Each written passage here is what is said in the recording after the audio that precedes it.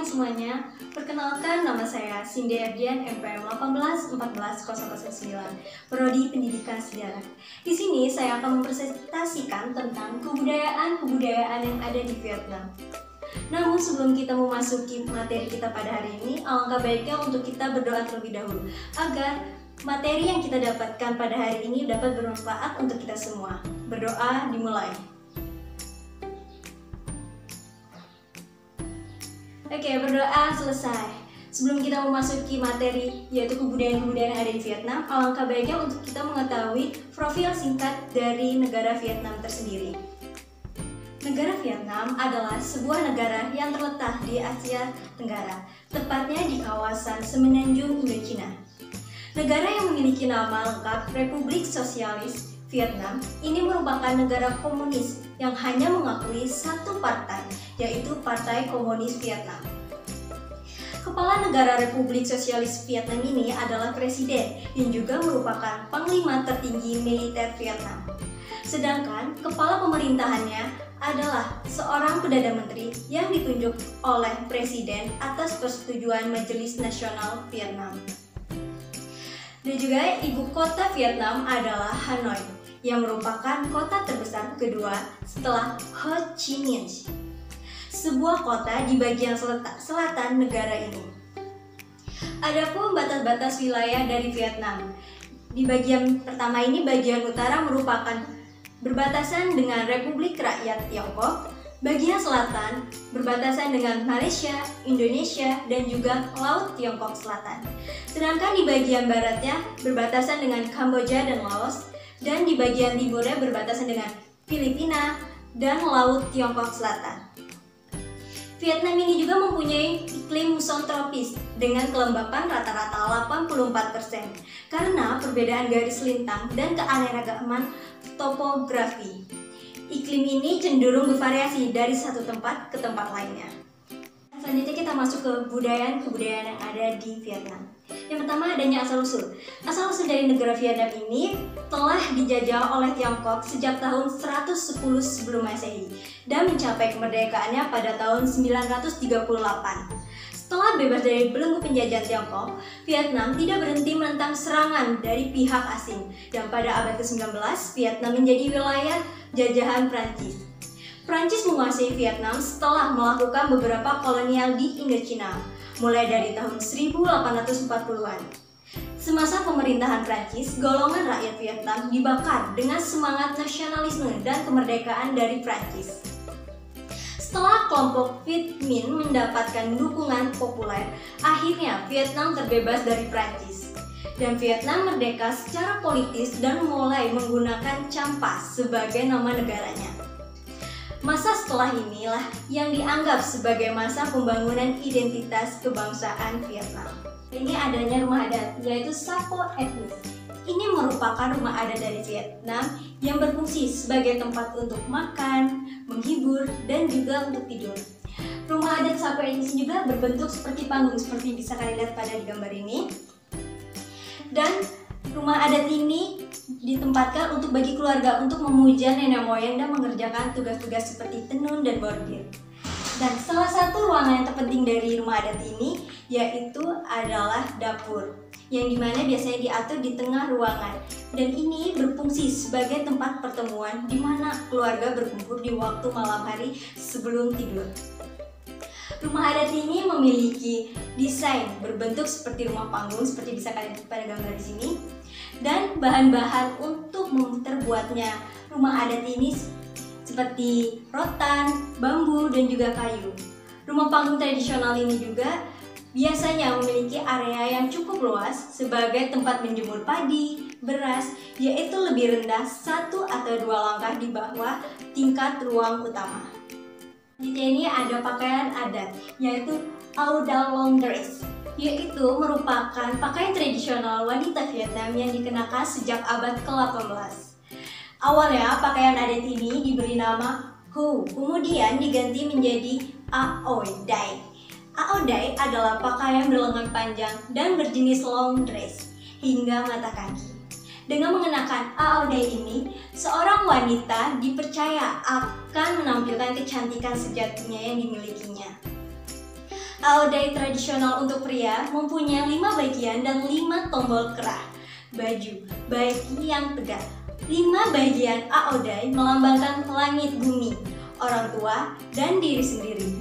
5 tombol baju melambangkan 5 kebiasaan agama Konghucu, yaitu martabat, kebaktian, peraksaan, kearifan, dan juga kepercayaan. Aodai ini dipakai dalam tahun baru atau juga seperti pernikahan atau festival-festival lainnya. Aodai ini juga dahulu dipakai wanita dan pria, tetapi sekarang kebanyakan oleh wanita saja. Ini ada makanan dan minuman khas negara Vietnam, yaitu yang pertama ada pho. Pho ini yang bisa kalian lihat pada di gambar samping ini merupakan salah satu makanan yang paling terkenal dari Vietnam, berupa mie dari tepung beras yang kemudian disiram dengan kuah kaldu sapi bening dan diberi topping irisan daging sapi tipis. Untuk menyimbangkan rasa kaldu sapi, pho disantap dengan irisan jeruk nipis dan daun ketumbar yang memberi sensasi aromatik. Pho ini juga disebutkan ada jauh sebelum masa penjajahan Prancis di Vietnam. Namun, perkembangan pho modern menggunakan daging sapi berkaitan dengan budaya Prancis pada abad ke-20. Kala itu Vietnam ada banyak sapi lantaran permintaan orang Prancis yang gemar memakan sapi.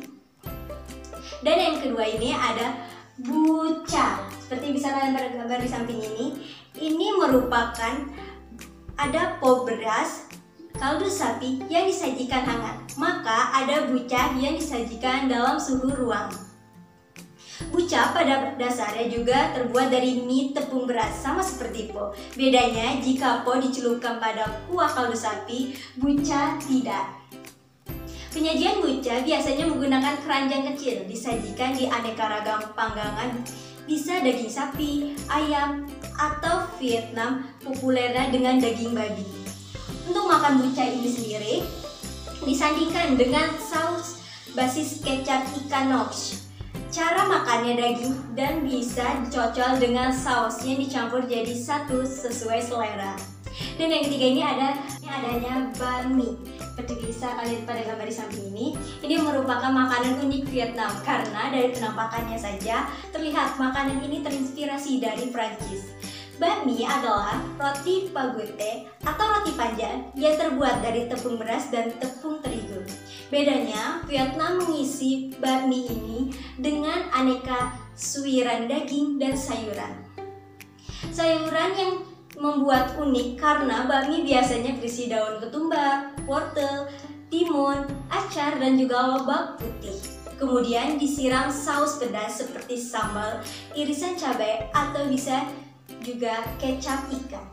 Dan yang terakhir ini adanya kopi Vietnam. Kopi Vietnam ini mempunyai nama mulai dari istilah bahasa Inggris Vietnamese Dried Coffee atau nama aslinya Cha Pu Suada, disingkat jadi Cafeda. Ciri khas dari kopi Vietnam ini adalah penggunaan cangkir ditetes di bagian atas untuk menyaring ampas agar kopi tidak jatuh ke gelas. Kemudian penggunaan susu kental manis yang loyal hingga menimbulkan rasa karamel pada saat kopi diminum. Kopi Vietnam ini juga bisa diminum dingin atau hangat. Asal-usul dari kopi Vietnam ini tak luput dari Prancis. Kopi ini dibawa ke Prancis ke Vietnam sekitar tahun 1850-an. Begitu pula dengan budaya susu. Susu kental manis berperan menetralisir rasa pahit dari biji kopi yang dipanggang sampai gosong. Selanjutnya ada senjata tradisional dan juga senjata perang. Nah, yang pertama ini adanya senjata tradisional dari Vietnam, yaitu kunai. Kunai ini pada umumnya dibuat dari besi, bukan baja atau metal lainnya. Dibuat dengan murah dan tidak dipolis. Kunai biasanya berukuran 20-60 cm dan rata-rata tingginya 40 cm. Kunai juga pada dulunya adalah alat untuk berkebun dan alat bagi para pekerja batu. Kunai dipercaya sebenarnya bukan senjata yang didesain untuk dilempar, tetapi dilempar dan menghasilkan daya hancur yang lumayan. Ini juga ada senjata perang, yaitu Rifle M16. Senjata ini diperkenalkan semasa peringkat awal perlibatan Amerika Serikat dalam Perang Vietnam, menggantikan Rifle M14 yang digunakan sebelumnya. M16 ini dianggap tidak sebaik senjata AK-47 yang digunakan oleh pihak musuh, tetapi M16 ini lebih ringan daripada senjata M14 dan AK-47 serta menggunakan kaliber 5,56 mm. Peluru M16 ini seberat 56 gram dan juga M16 ini mempunyai daya tembakan 550 tembakan per menit dan boleh digunakan secara otomatis, di mana isi kelopak peluru dengan isian 30 butir oleh dikosongkan dengan sekali saja menarik picu. Selanjutnya ini adanya kesenian. Nah, yang pertama ini ada seni musik atau Dan Bao. Ini merupakan musik tradisional Vietnam. Musik klasikal utara adalah bentuk musik tertua di Vietnam dan malah lebih formal dari segi tradisi. Asal-usul musik klasikal Vietnam ini sendiri dikatakan berpunca daripada pencerobohan Mogol pada abad ke-13. Apabila negara Vietnam menawar kumpulan opera Cina, sepanjang sejarah bangsa Vietnam paling banyak dipengaruhi oleh tradisi musik Cina, di samping dari Mongolita, Korea, dan juga Jepun. Dan yang kedua ini adanya sastra. Kesusastraan Vietnam berabad-abad sejarahnya kaya dengan tradisi sastra rakyat yang berdasarkan prosa puisi 6 hingga 8 rangkap yang dipanggil Cha Dao, yang bertumbuh pada leluhur dan wira desa.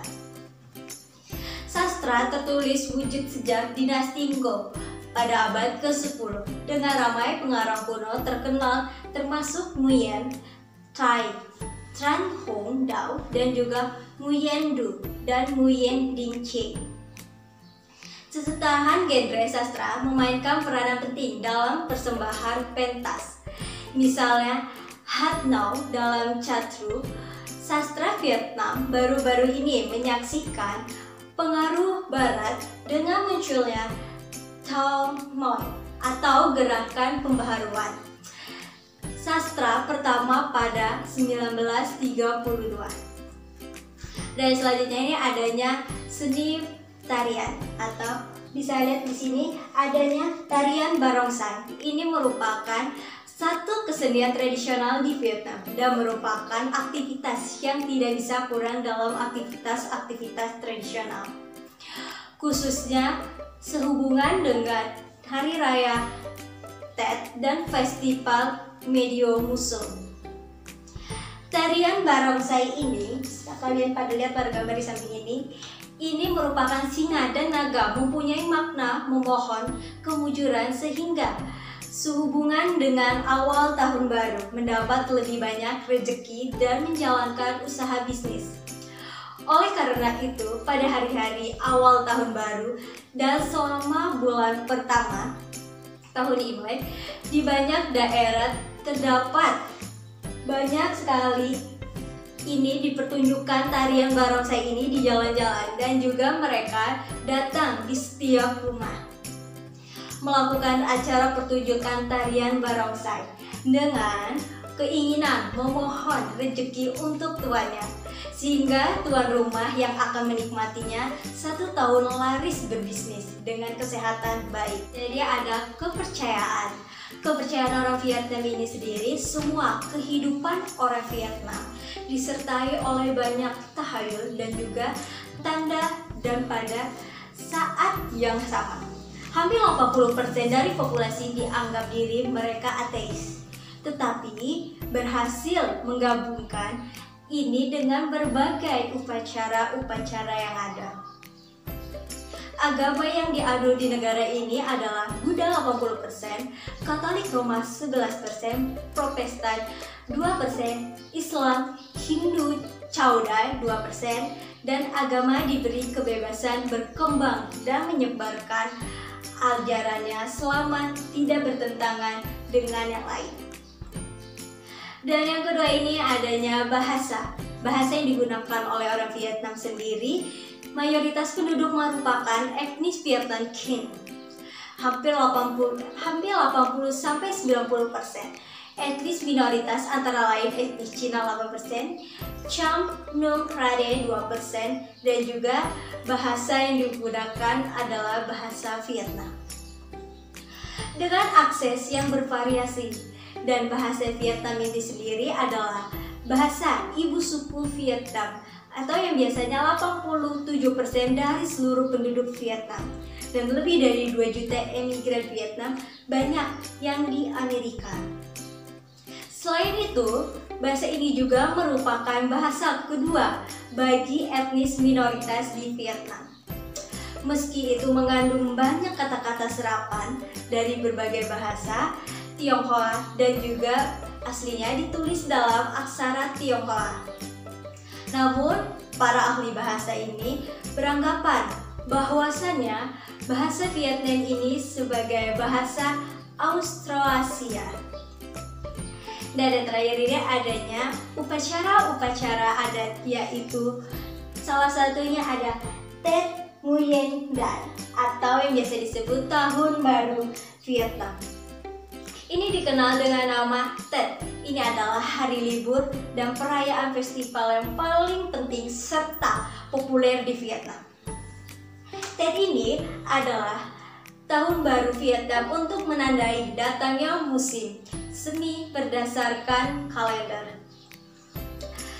Selama Tết, orang Vietnam biasanya melakukan tradisi mengunjungi kerabat dan juga kuil-kuil mereka, melupakan masalah dari tahun lalu dan berharap untuk tahun yang akan datang, dan mengidangkan makanan utama sebagai ciri khas dari pada saat Tết ini tersendiri. Jadi dapat saya simpulkan bahwasannya kebudayaan yang ada di Vietnam ini sangatlah beragam, yang dimana salah satunya kebudayaan Vietnam ini bercampur dengan kebudayaan Tionghoa. Namun campuran dari itu tidak menghilangkan ciri khas tersendirinya bagi kebudayaan Vietnam ini sendiri. Oke, saya rasa cukup materi kita pada hari ini. Apabila ada salah kata, saya mohon maaf. Saya Cindy Erdian, saya akhiri. Wassalamualaikum warahmatullahi wabarakatuh.